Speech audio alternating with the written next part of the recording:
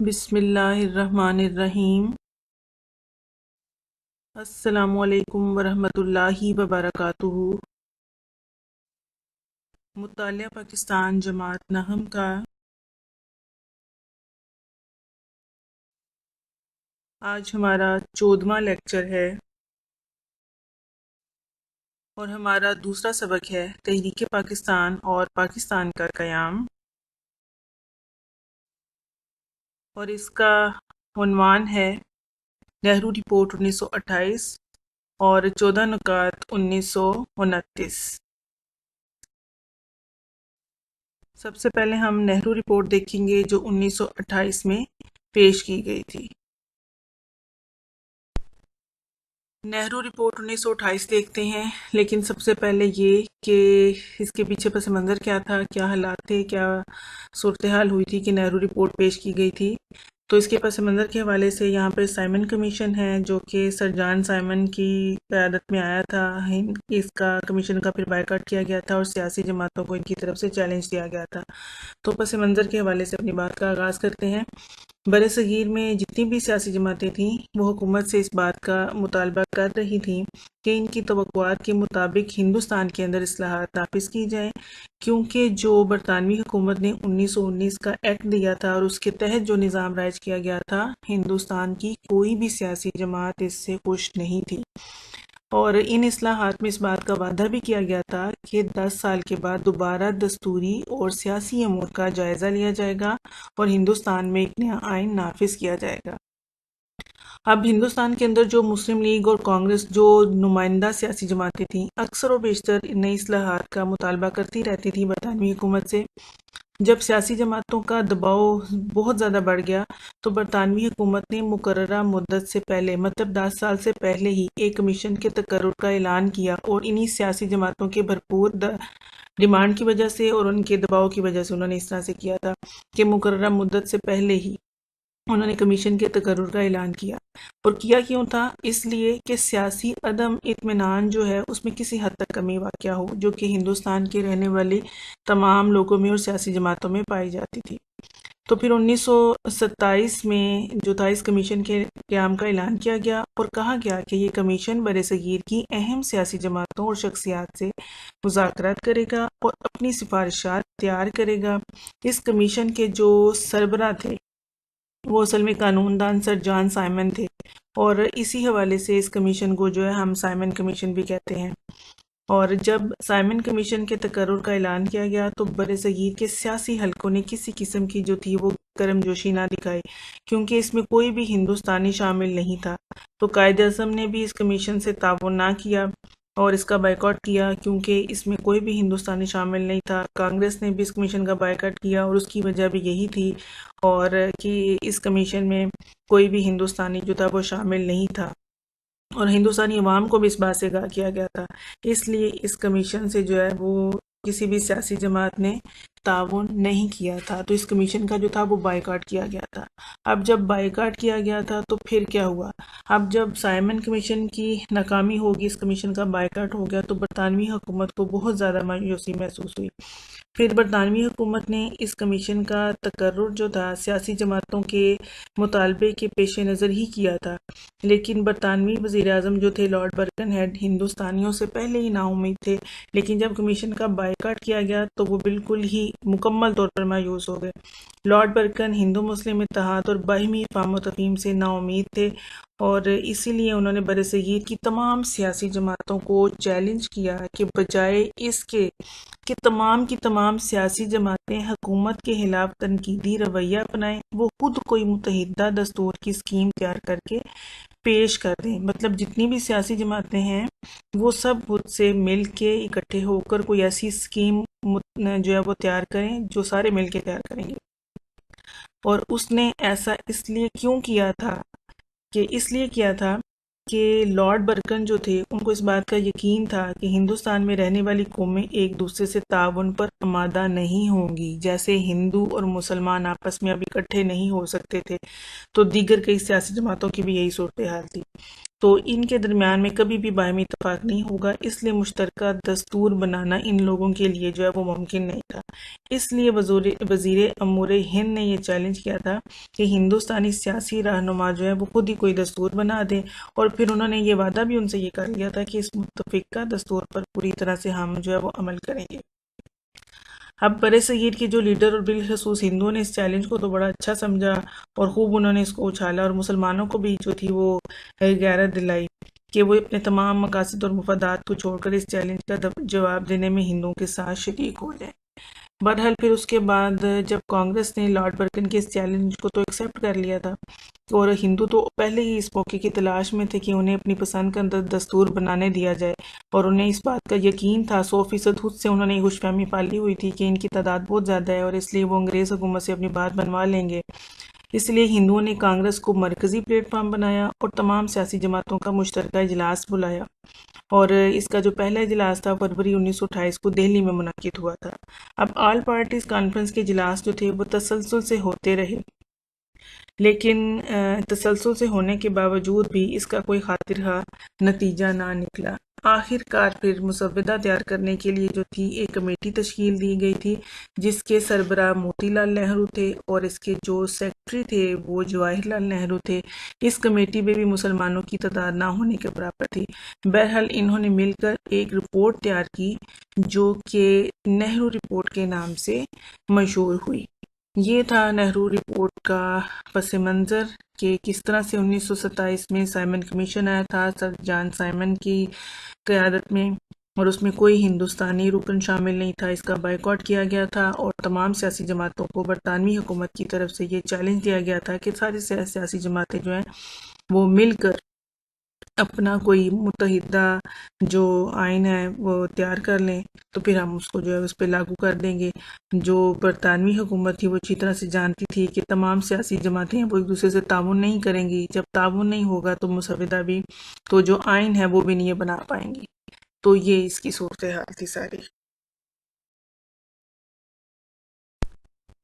اب ہے نہرو رپورٹ، اس میں دیکھتے ہیں اس کے حوالے سے کہ اس میں کیا بتایا گیا تھا۔ میثاق لکھنؤ کی حیثیت ختم، تحفظات ماننے سے انکار، مسلمانوں کے جداگانہ انتخاب کا اصول انہوں نے رد کیا، جس سے مسلم ہندو جو تعلقات تھے بے حد خراب ہو گئے۔ اب نہرو رپورٹ ہے، اس کی جو خاص بات تھی وہ یہ تھی کہ اس میں صرف اور صرف مسلمانوں کو نشانہ بنایا تھا ہندوؤں نے، کیونکہ مسلمانوں سے تو ان کو شدید چڑ تھی، نفرت تھی، اور اس طرح سے نشانہ بنایا کہ مسلمان جو مطالبات کر رہے تھے ان تمام مطالبات کی انہوں نے نہرو رپورٹ کے اندر نفی کر دی۔ خاص طور پر مسلمانوں کے اسمبلی میں قانون سازی میں ان کی نمائندگی کو کم کرنے کا کہا۔ سرکاری زبان جو تھی اردو کی بجائے ہندی کا انہوں نے مطالبہ اس کے اندر کیا تھا۔ پھر اس طرح سے سندھ کو بھی الگ صوبہ بنانے کی شرط جو تھی انہوں نے رکھی تھی کہ اگر سندھ خود اپنے سے اخراجات جو ہے وہ برداشت کر سکتا ہے تو تب تو اس کو الگ کر دیا جائے گا۔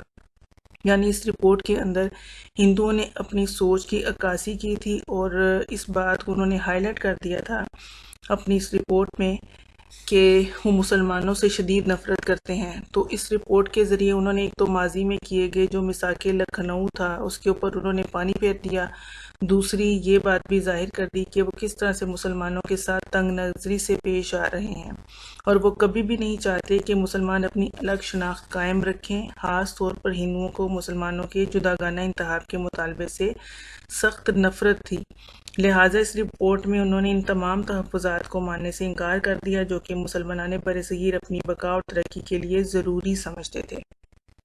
نہرو رپورٹ اصل میں صرف ہندو رپورٹ تھی، اس میں مسلمانوں کے مفادات کا کوئی خیال نہیں رکھا گیا تھا، اور اس سے صاف نظر آ رہا تھا کہ ہندو اپنا راج قائم کرنا چاہتے تھے۔ انہوں نے پہلے سے طے شدہ اصولوں کو مسترد کر کے مزید تنازعات پیدا کر دیے تھے، حتیٰ کہ مولانا محمد علی جوہر نے اس رپورٹ کے حوالے سے کہا کہ یہ ہندوؤں کے غلبہ اور مسلمانوں کی دائمی غلامی سے انہوں نے اس چیز کو تشبیہ دی، اور نہرو رپورٹ کو انہوں نے مسترد کیا۔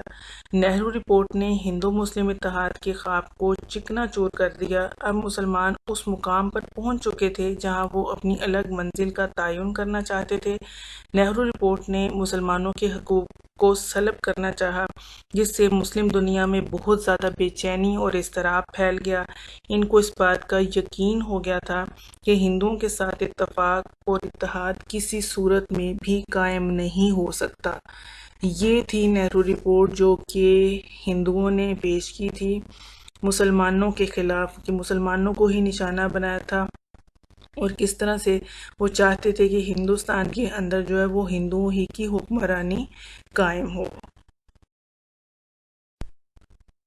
نہرو رپورٹ کے حوالے سے سوالات کہ نہرو رپورٹ کب پیش کی گئی تھی؟ 1928 میں نہرو رپورٹ کے اوپر مختصر نوٹ پوچھا جا سکتا ہے، اور نہرو رپورٹ میں اس میں مسلمانوں کے کس اصول کو انہوں نے رد کیا تھا جو مین تھا مسلمانوں کا مطالبہ اس کو جداگانہ انتخاب کا، تو یہ والے سوال جو ہیں وہ نہرو رپورٹ کے حوالے سے ہیں۔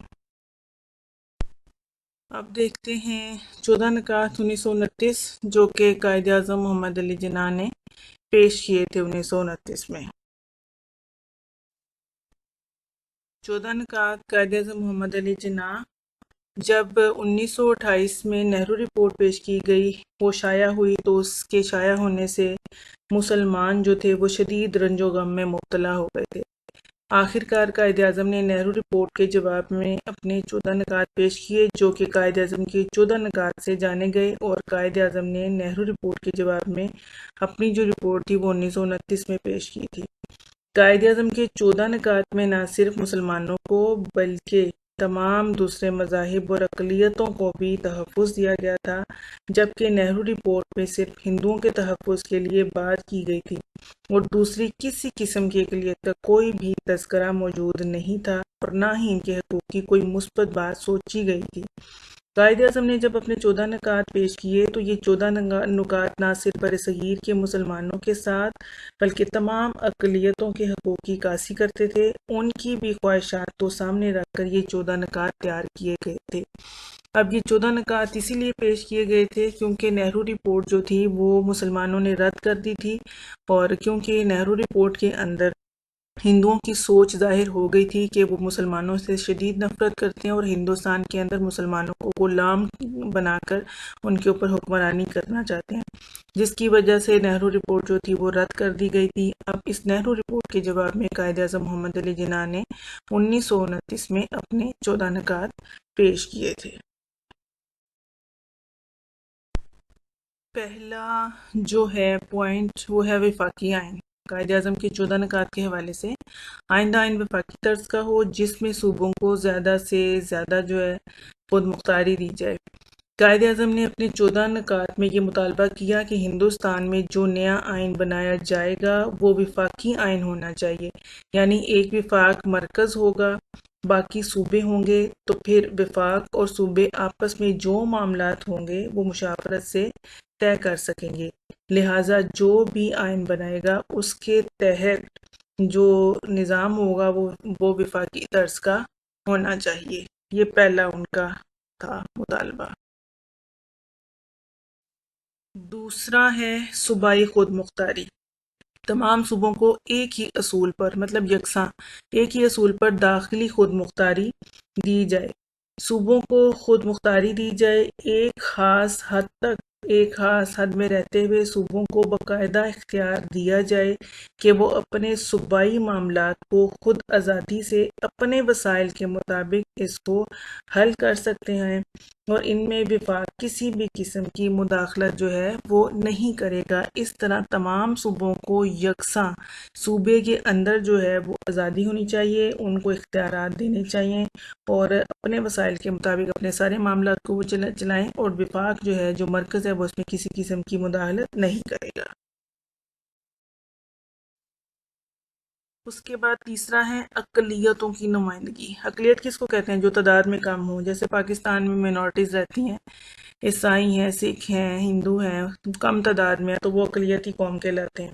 تو یہاں پر اقلیتوں کی نمائندگی کے حوالے سے ہے کہ قائد اعظم نے اپنے 14 نکات میں ان کا تیسرا مطالبہ یہ تھا کہ اقلیتوں کو نمائندگی دی جائے، صوبوں میں اقلیتوں کو مناسب نمائندگی دی جائے، نمائندگی ہو جو کہ مناسب ہو اقلیتی قوموں کو، یعنی صوبوں میں اقلیتوں کو جو نمائندگی دی جائے گی، یعنی ہر صوبے میں جہاں جہاں اقلیتیں ہیں وہاں پر ان کو ان کی آبادی کے لحاظ سے ان کو نمائندگی دی جائے، چاہے کہیں کم ہیں یا زیادہ ہیں، کسی صوبے میں ہندو زیادہ ہیں یا کسی صوبے میں مسلمان زیادہ ہیں، وہاں پر بھی اقلیتوں کو ہر صوبے کے حساب سے اپنی آبادی کے تناسب سے جو ہے وہ نمائندگی دی جائے گی۔ یہ تیسرا تھا ان کا مطالبہ۔ اس کے بعد چوتھا ہے مسلم نشستیں، کہ مرکزی اسمبلی میں مسلمان ممبران کی تعداد 1/3 سے کم نہ ہو۔ مرکزی اسمبلی میں اب مسلمان ممبران کی تعداد جو ہے وہ 1/3 سے کم نہ ہو، یعنی 3 حصوں میں سے ایک حصہ مرکزی اسمبلی کے اندر مسلمانوں کو دیا جائے گا۔ یہ ان کا بڑا اہم مطالبہ تھا قائد اعظم کا اپنے 14 نکات کے حوالے سے، کہ جب تک قانون سازی کے اندر مسلمان جو ہیں ان کا حصہ نہیں ہوگا، ان کے لیے نشستیں مخصوص نہیں ہوں گی، تب تک معاملات جو ہیں وہ بہتر نہیں ہوں گے۔ اگر مسلمانوں کو نظر انداز کیا جائے گا تو پھر سیاسی حالات جو ہے وہ خراب مزید ہو سکتے ہیں۔ لہٰذا اس وجہ سے انہوں نے اپنے نکات کے اندر چوتھا مطالبہ مسلم نشستوں کے حوالے سے ایک مرکز میں رکھا تھا کہ 3 میں سے ایک جو ہے وہ ضرور مسلمانوں کا ہونا چاہیے۔ اب ہے جداگانہ انتخاب، پانچواں۔ جداگانہ انتخاب کا اصول ہر فرقہ پر لاگو ہونا چاہیے، البتہ اگر کوئی فرقہ، یہ آپشن تھی کہ جداگانہ انتخاب جو ہے وہ سب کے لیے ہے، لیکن اگر کوئی فرقہ چاہے تو اپنی مرضی سے مخلوط طریقہ انتخاب قبول کر سکتا ہے۔ ٹھیک ہو گیا۔ قائد اعظم نے اپنے 14 نکات میں یہ مطالبہ بھی خاص طور پر کیا کہ جداگانہ طرز پر انتخاب کو رائج کیا جائے۔ اگر کوئی اقلیت جو ہے، مثلا سکھ ہیں، عیسائی ہیں، تو اگر کوئی اقلیت جداگانہ انتخاب کو نہیں کرنا چاہتی تو اپنی مرضی سے مخلوط انتخاب کا طریقہ قبول کر سکتی ہے، اور جداگانہ انتخاب جو چاہتے ہیں ان کے لیے جداگانہ انتخاب ہی رائج ہو۔ جداگانہ انتخاب میں کیا ہوتا ہے کہ اقلیتیں اپنے ووٹ صرف اپنے نمائندوں کو دیں گے۔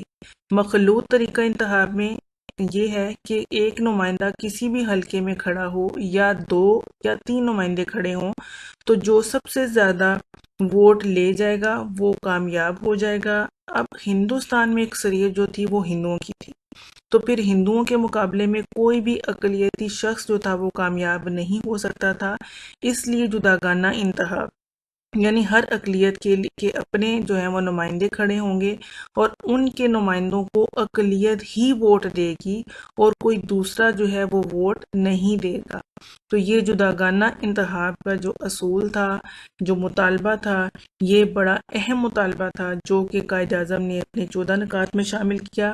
جہاں انہوں نے مسلمانوں کی بات کی، وہاں انہوں نے ہندوستان کے اندر رہنے والی تمام اقلیتی قوموں کی بھی بات کی اور ان کے فائدے کے لیے انہوں نے یہ مطالبہ پیش کیا۔ اگلا ہے ہمارے پاس صوبوں کی تشکیل، نمبر 6 پہ۔ اب صوبوں کی تشکیل، صوبوں کی حدود میں کوئی ایسی تبدیلی نہ کی جائے جس سے پنجاب، بنگال اور شمال مغربی سرحدی صوبہ خیبر پختونخوا کی مسلمان اکثریت متاثر ہوتی ہو۔ اب پنجاب، بنگال اور وہ علاقے جہاں مسلمان اکثریت میں ہیں، وہاں اس طرح کی کوئی تبدیلی نہیں کی جائے گی کہ جس سے اکثریت اقلیت میں تبدیل ہو جائے۔ تو اس چیز کا خیال رکھا جائے کہ جہاں مسلمان اکثریت میں ہوں اس کو 2 حصوں میں تقسیم نہ کیا جائے۔ اگر صوبوں کی حدود میں تبدیلی کرنی مقصود ہو تو اس میں اس بات کا دھیان رکھا جائے کہ کوئی بھی اکثریت جو ہے وہ اقلیت میں اور اقلیت اکثریت میں جو ہے وہ تبدیل نہ ہو جائے۔ تو یہ بھی ایک امپورٹنٹ پوائنٹ تھا کہ صوبوں کو اس طرح سے اس کو تشکیل دیا جائے۔ 7واں ہے ہمارے پاس مذہبی آزادی، تمام لوگوں کو یکساں مذہبی آزادی دی جائے۔ پورے ہندوستان میں ہر مذہب کے لوگوں کو ایک جیسی آزادی ہو۔ یہ نہ ہو کہ ہندوؤں کو کھلی آزادی جو ہے وہ حاصل ہو اپنی مرضی سے مذہبی رسومات ادا کرنے کی، جبکہ باقی اقلیتوں کے ساتھ معاملہ دوسرا ہو۔ مطلب مسلمانوں کو، سکھوں کو، عیسائیوں کو آزادی جو تھی ہندوستان کے اندر بالکل بھی نہیں دی جاتی تھی، حالانکہ ہندو جو تھے وہ ہندوستان کے اندر مکمل طور پر آزاد تھے۔ تو اس کے اوپر قائد اعظم نے توجہ خاص طور پر دلائی تھی اپنے 14 نکات کے اندر کہ یہ والا امتیاز، یہ فرق جو ہے یہ نہیں ہونا چاہیے، کہ پورے ہندوستان میں تمام لوگوں کو ایک جیسی یعنی یکساں آزادی ہو، مذہبی آزادی ہو، تمام لوگ اپنے اپنے مذہبی عقائد کے مطابق اپنی عبادت گاہوں میں جا سکیں اور اپنے اپنے تہوار اپنے مذہب کے مطابق جو ہے منا سکیں، بغیر کسی خوف کے، بغیر کسی ڈر کے۔ تو یہ مذہبی آزادی کے حوالے سے جو مطالبہ تھا، ایک اہم مطالبہ تھا قائد اعظم کے 14 نکات کے اندر۔ آٹھواں ہے ہمارا حق استرداد۔ استرداد کا مطلب ہوتا ہے مسترد کرنا، رد کر دینا، نہ ماننا۔ تو اگر کوئی مسودہ قانون کسی خاص فرقے سے متعلق ہو اور اس فرقے کے 3/4 اراکین اس مسودے کے خلاف رائے دیں تو اسے نامنظور سمجھا جائے۔ ٹھیک ہو گیا۔ اب حق استرداد کیا تھا؟ اس سے مطلب یہ ہے کہ خاص فرقے سے متعلق کوئی بھی مسودہ قانون جو کہ تحریری شکل میں لکھا جاتا ہے مسودہ، اس کو ہم مسودہ کہتے ہیں، اور اسمبلی میں جب پیش کیا جاتا ہے اس وقت جو ہے وہ مسودہ کہلاتا ہے، جب وہ پاس ہو جاتا ہے تو اس کو پھر قانون یا بل کہتے ہیں۔ اچھا، کوئی بھی ایسا مسودہ یا قانون اس وقت تک پاس نہیں ہوگا جب تک کہ یہ جس فرقے سے متعلق ہوگا اس فرقے کے خاص لوگ، ان کی اکثریت جب تک اس کے حق میں فیصلہ نہ دے گی تب تک وہ مسودہ قانون پاس نہیں ہونا چاہیے۔ اگر پاس کرنا ہے، ترمیم کرنی ہے، تبدیلی کرنی ہے یا اس کو ختم کرنا ہے تو اسی فرقے کے جو اس سے متعلق ہے وہی رائے دیں گے، ان سے رائے لی جائے گی۔ جب تک اکثریت اس کے حق میں فیصلہ نہیں دے گی تب تک وہ مسودہ پاس نہیں ہونا چاہیے جس کے متعلق وہ ہے۔ اس میں صرف مسلمانوں کا فائدہ نہیں تھا بلکہ تمام اقلیتوں کے لیے قائد اعظم نے اس میں بات کی تھی، اور یہ بھی ایک اہم مطالبہ تھا ان کا۔ اگلا ہے سندھ ایک الگ صوبہ۔ سندھ کو ممبئی سے الگ کر کے ایک صوبہ بنا دیا جائے۔ اب سندھ کی ممبئی سے علیحدگی۔ سندھ پہلے انتظامی لحاظ سے ایک الگ صوبہ تھا، لیکن جب انگریز آئے، انگریزی دور حکومت میں اس کو ممبئی سے جوڑ دیا گیا، تو اس وجہ سے مسلمان سندھ میں زیادہ تھے، اس وجہ سے مسلمانوں کا مسئلہ تھا۔ اس لیے قائد اعظم نے سندھ کے حوالے سے بھی اپنے 14 نکات میں مطالبہ رکھا کہ سندھ کو ممبئی سے الگ کر دیا جائے اور ایک الگ صوبہ بنایا جائے۔ جبکہ ابھی ہم نے نہرو رپورٹ میں پڑھا ہے کہ نہرو رپورٹ نے سندھ کے حوالے سے یہ شرط رکھی تھی کہ سندھ کو اس صورت میں الگ کیا جائے گا کہ اگر سندھ اپنے صوبائی اخراجات خود برداشت کر لے تو پھر اس کو علیحدہ کیا جائے گا، جبکہ اخراجات مہیا کرنا جو ہوتا ہے وہ وفاق کا کام ہوتا ہے۔ تو یہاں پر قائد اعظم نے اپنے مطالبے میں یہ رکھا کہ سندھ کو جو ہے ممبئی سے الگ کر کے ایک علیحدہ صوبہ بنا دیا جائے۔ اگلا ہے ہمارے پاس اصلاحات۔ 10واں، بلوچستان اور شمال مغربی سرحدی صوبہ میں دیگر صوبوں کی مانند اصلاحات نافذ کی جائیں۔ بلوچستان اور سرحد میں برطانوی دور میں یہاں پر مسلسل انگریزوں کے ساتھ لوگ جو تھے وہ برسر پیکار تھے، یہاں پہ رہتے تھے، اور انگریز حکومت کو انہوں نے کبھی تسلیم نہیں کیا تھا، جس کی وجہ سے اس علاقے میں کوئی ترقیاتی کام جو تھا وہ نہ ہو سکا۔ اس لیے قائد اعظم نے اس بات کا اپنے 14 نکات میں مطالبہ کیا کہ بلوچستان کے اندر اصلاحات جو ہیں وہ نافذ کی جائیں، یہاں کی ترقی اور خوشحالی کے لیے حکومت یہاں پر اصلاحات نافذ کرے، اس علاقے کو ترقی یافتہ بنائے، اس علاقے کو بھی ترقی دیں تاکہ یہ بھی ترقی یافتہ علاقوں میں شامل ہو جائے۔ یہ تھا بلوچستان اور شمال مغربی سرحدی صوبے کے حوالے سے۔ 11واں جو ہے ہمارے پاس وہ ہے سرکاری ملازمتوں میں حصہ۔ سرکاری ملازمتوں میں مسلمانوں کو ان کی اہلیت اور تناسب کے لحاظ سے حصہ دیا جائے، میرٹ کی بنیاد پر بھی جو ہے وہ نوکری ہونی چاہیے۔ اچھا، یہاں پر سرکاری ملازمتوں کے حوالے سے کہا گیا کہ انگریزی دور حکومت میں جو تھا وہ میرٹ کی بنیاد پر نوکری جو تھی ملتی تھی۔ اب مسلمان جو تھے وہ کم ہونے کی وجہ سے ہندوؤں کے مقابلے میں نوکری حاصل نہیں کر سکتے تھے، لہٰذا میرٹ کو بنیاد بناتے ہوئے قائد اعظم نے مطالبہ کیا کہ مسلمانوں کو ان کی قابلیت کے مطابق، ان کی اہلیت کے مطابق سرکاری ملازمتوں میں حصہ دیا جائے، جہاں مسلمان قابل ہوں ان کی قابلیت کا خیال رکھا جائے، نہ کہ ان کو اکثریت اور اقلیت کے حساب سے نوکری دی جائے بلکہ میرٹ کو مد نظر رکھا جائے۔ تو قائد اعظم نے اپنے 14 نکات میں میرٹ کو بنیاد بنایا کہ مسلمانوں کو جو ہے وہ سرکاری ملازمتوں میں ان کی اہلیت کے حساب سے جو ہے اور تناسب کے لحاظ سے حصہ لازمی دیا جائے۔ پھر ہے ہمارے پاس 12واں مذہبی ثقافتی تحفظ۔ مسلمانوں کو مذہبی اور ثقافتی تحفظ دیا جائے۔ قائد اعظم نے یہ بھی مطالبہ کیا کہ ہندوستان میں جس طرح ہندوؤں کا انگریزوں کے ساتھ مل کر ان کا اثر و رسوخ بڑھتا جا رہا تھا، مسلمانوں کے لیے مسائل پیدا ہو گئے تھے۔ مسلمانوں کو مذہبی اور ثقافتی لحاظ سے انہیں بہت سی پریشانیوں اور دشواریوں کا سامنا تھا۔ مذہبی فرائض کی ادائیگی میں ہندو رکاوٹ ڈالتے تھے، مساجد کے باہر شور مچاتے، ڈھول پیٹتے تھے۔ اس طرح قربانی کے موقع پر گائے کو ذبح نہیں کر سکتے تھے مسلمان، اگر ذبح کرتے تھے تو قتل و غارت جیسے فسادات شروع ہو جاتے تھے۔ اس لیے یہ مطالبہ اٹھایا گیا کہ مسلمانوں کو مذہبی ثقافتی لحاظ سے مکمل طور پر آزادی ہونی چاہیے، جو کہ بڑی ضروری ہے۔ جس طرح سے ہندوؤں کو حاصل ہے اپنے مذہبی حوالے سے، اس طرح سے مسلمانوں کو بھی ہونی چاہیے۔ 13واں جو پوائنٹ اہم ہے، وزارتوں میں نمائندگی۔ صوبائی اور مرکزی وزارتوں میں مسلمانوں کو کم از کم 1/3 نمائندگی دی جائے۔ یہاں پر وزارتوں کے حوالے سے بات ہے۔ اس سے پہلے ہم نے بات کی تھی کہ مرکزی اسمبلی میں، اب یہاں پر بات ہو رہی ہے وزارتوں میں۔ مرکزی اسمبلی کے حوالے سے نمائندگی کی بات کی تھی کہ قائد اعظم نے کہ مرکزی اسمبلی میں مسلمانوں کو 1/3 نمائندگی ملنی چاہیے۔ اس سے پہلے جو ایک پوائنٹ آیا تھا مرکزی اسمبلی میں مسلم نشستوں کے حوالے سے کہ یہاں پر مسلمانوں کو جو ہے وہ 1/3 نمائندگی ملنی چاہیے۔ اب یہاں پہ وزارتوں کی بات ہے، صوبائی اور مرکز کے اندر جو وزارتیں ہوں گی اس میں مسلمانوں کو حصہ ملنا چاہیے۔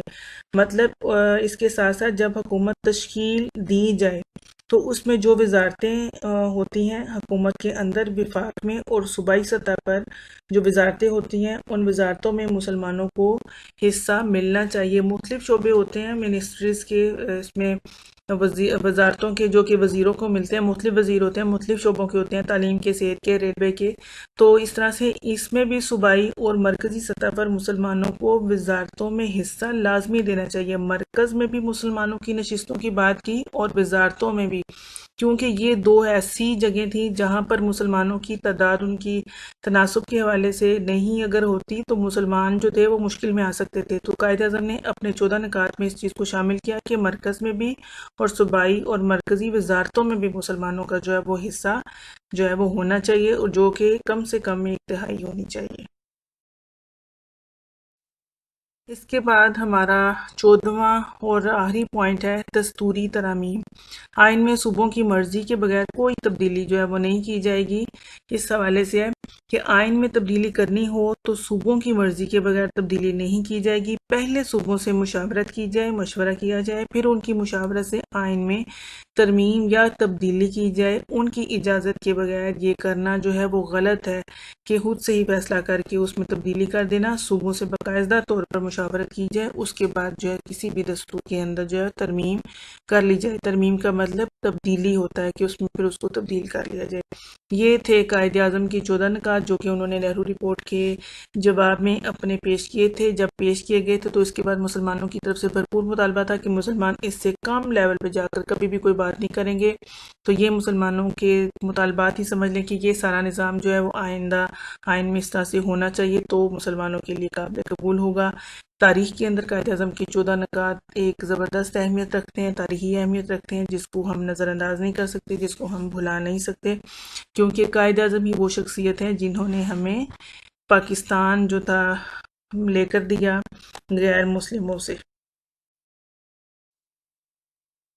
اب اگر 14 نکات کا تجزیہ کیا جائے تو ہمیں پتہ چلتا ہے کہ مسلمانوں کے سیاسی حقوق کی ترجمانی کی تھی قائد اعظم نے اپنے 14 نکات کے حوالے سے، اور جہاں مسلمانوں کے حقوق کی بات کی، سیاسی حقوق کی بات کی، وہاں انہوں نے ہندوستان کے اندر دیگر کئی اقلیتوں کو بھی جو تھا وہ یاد رکھا اپنے 14 نکات کے اندر، اور ایک زبردست ہندوستان کے اندر جو دستوری اصلاحات کا جو بنیادی جو فریم ورک تھا، جو بنیادی ڈھانچہ تھا، وہ قائد اعظم نے پرووائڈ کیا تھا کہ جو بھی آئین بنے تو اس کے اندر ان 14 نکات کو مد نظر رکھا جائے۔ اور یہ 14 نکات نہرو رپورٹ کے جواب تھے۔ نہرو رپورٹ میں تو مسلمانوں کو یکسر نظر انداز کیا گیا تھا، لیکن 14 نکات کے اندر قائد اعظم نے تمام دوسری اقلیتوں کو بھی یاد رکھا تھا۔